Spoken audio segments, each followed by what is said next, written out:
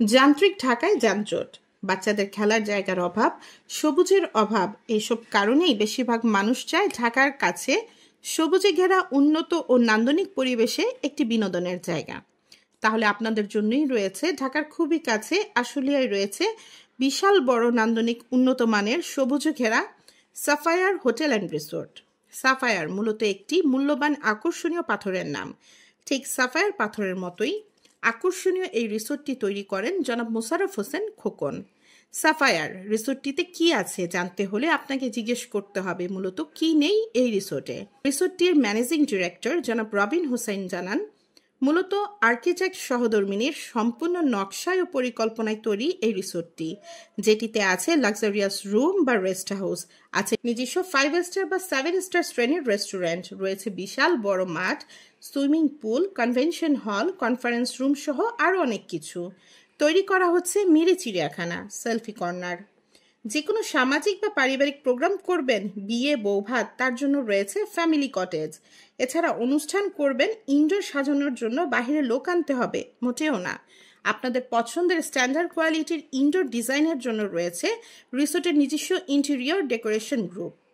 রিসোর্টের সার্বিক বিষয় নিয়ে ম্যানেজিং ডিরেক্টর জনাব রবিন হোসেন বলেন, আমি সাফায়ার হোটেল অ্যান্ড রিসোর্টের ম্যানেজিং ডাইরেক্টর। সাফায়ারটা আসলে আমরা অনেক চিন্তা ভাবনা করে দেখলাম যে যেহেতু আমরা রিসোর্ট করতেছি, তো কিছু একটা নাম দেওয়া উচিত যেটা নাকি একটু ইউনিক টাইপের হবে। তো তখন আমরা ডিসিশন নিলাম যে এটা সাফায়ার দিয়ে নামটা দিলে কেমন হয়।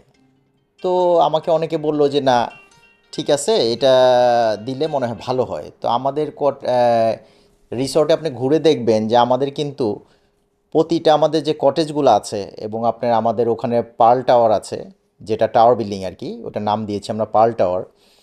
এইখানে ওপাল হাউস নামে একটা আছে কটেজ, এখানে 15-20 জন ফ্যামিলি থাকতে পারবে। 3টা রুম আছে আমার ভিতরে, একটা আলাদা একটা এনভায়রনমেন্ট। তো সব কিছুকেই আমরা পাথরের সাথে তুলনা করেই করেছি। আমরা বাজেটটা আপনি দেখবেন আমাদের অলরেডি কিছু প্যাকেজ করা আছে। তো আমরা তুলনামূলকভাবে অন্যান্য রিসোর্ট যেগুলো আছে ওইটার থেকে আমরা খুবই কম দামে আমরা প্যাকেজ দিয়েছি, যাতে যে কোনো মানুষ এখানে এসে পরিবার নিয়ে একটা ঘুরে যেতে পারে। তো সবার জন্যই যাতে এটা সম্মানজনক হয় ওভাবেই আমরা প্যাকেজটা ক্রিয়েট করেছি। যেমন অন্যান্য রিসোর্ট থেকে পার্থক্য হচ্ছে, আপনি দেখবেন বেশিরভাগ রিসোর্টগুলা আপনার গাজীপুরের দিকে হয়, তারপরে অন্যান্য দিকে হয়, যেমন মানুষের যাওয়াটা খুবই কষ্টকর হয়ে যায়, যেমন গাড়িতেই আপনার 2-3 ঘন্টা লেগে যায়। তা আমারটা ঢাকার খুবই কাছে, এটা আশুলিয়া সাভার বলে, বাট এটা সাভার না, অ্যাকচুয়ালি এটা আশুলিয়া। বিরুলিয়া থেকে বিরুলিয়া ব্রিজ থেকে 10 মিনিটসের মতো লাগে আমাদের এখানে আসতে।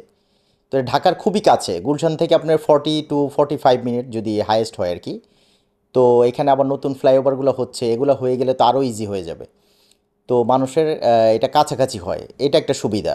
তারপরে আরেকটা সুবিধা হচ্ছে অনেক রিসোর্টে আপনি দেখবেন যে গাড়ি রাখার জন্য কোনো ব্যবস্থা থাকে না।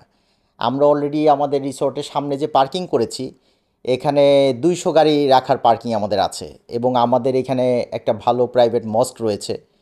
তো ড্রাইভারদের থাকার জন্য আমরা জায়গা করেছি। এবং আরেকটা প্লাস পয়েন্ট হচ্ছে এখানে আমার 9,000 স্কোয়ার ফিটের মতো আমার একটা কনভেনশন হল আছে, যেটা ইনডোর। এখানে ইনডোর প্রোগ্রাম মানুষ করতে পারবে, বিয়ে শাদির জন্য করতে পারবে। আর বাইরে তো এখন ডেস্টিনেশন ওয়েডিংগুলো হয়, এগুলোর জন্য তো খোলা মাঠ লাগে। তো খোলা মাঠ অলরেডি আমার এখানে 5টার মতো আছে। আর ফুটবল গ্রাউন্ড আছে অনেক বড়। তারপরে এখানে আপনার কনভেনশন হল আছে, যে কোনো কর্পোরেট প্রোগ্রামগুলো করার জন্য, মিটিংস করার জন্য। এবং আমার এখানে একটা পার্সোনাল রেস্টুরেন্ট রয়েছে, 5 স্টার 7 স্টার মতো দেখতে আমার রেস্টুরেন্টটা, ওইটাও রয়েছে। তো আমরা সবগুলো ফ্যাসিলিটিস রাখার জন্য চেষ্টা করেছি। শত ব্যস্ততার মাঝে একটু চাই যে প্রকৃতির মাঝে আমরা যাই, একটু ফ্যামিলি নিয়ে ফ্যামিলিদেরকে আমরা টাইম দিই, এবং আমি নিজেও সেটা করি। তো এইখান থেকে আমার চিন্তাটা হলো যে আসলে এই টাইপের বিজনেস করলে কেমন হয়, যেটা নাকি মানুষও একটা শান্তি পাবে ঘুরতে এসে, এবং ধরেন আমাদের টুকটাক বিজনেসও হলো। এই চিন্তা করে আসলে আমার রিসোর্টটা করা, অ্যাকচুয়ালি নিজের থেকে আমার এটা করা। আসলে নিজের প্ল্যানেই কি মেন তো আমার সাথে আমার বাবা আছে, আলহাজ মোশাররফ হোসেন খোকন, উনি হচ্ছে এটার চেয়ারম্যান এবং মেন উদ্যোক্তাও তিনি। তিনি তো আসলে ব্যবসায়িক লোক এবং পাশে পলিটিক্সও করে টুকটাক। তো এখন তো উনি টাইম দিতে পারে না। তো এই ক্ষেত্রে উনিও আমার সাথে ডিসিশন নিল যে এটা আসলে কেমন করা যায়। আর বিশেষ করে আমার ওয়াইফও একজন আর্কিটেক্ট। তো ওনার সাথে আমি বুঝলাম যে এটা কি করা যায়। তো পরে আমরা ডিসিশন নিয়ে চিন্তা করলাম যে এটা প্ল্যানিংটা আমরা করা শুরু করি। তো ওই থেকেই আসলে এই চিন্তাটা মাথায় আসা।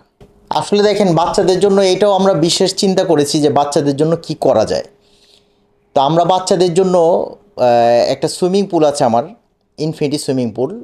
বাচ্চাদের সুইমিং পুলটা আলাদা এবং বড়দেরটা আলাদা।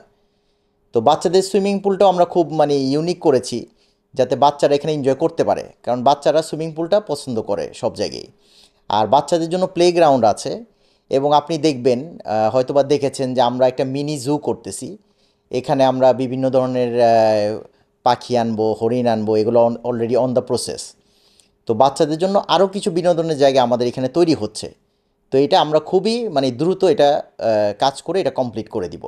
এখন যারা আসতে চায় তাদেরকে আমার বলা যে আপনারা আমাদের রিসোর্টে একবার আসেন, এসে দেখেন আসলে আমরা কি করেছি। তো আসলে কেউ না আসলে তো বুঝবে না যে আমাদের এখানে কি করা।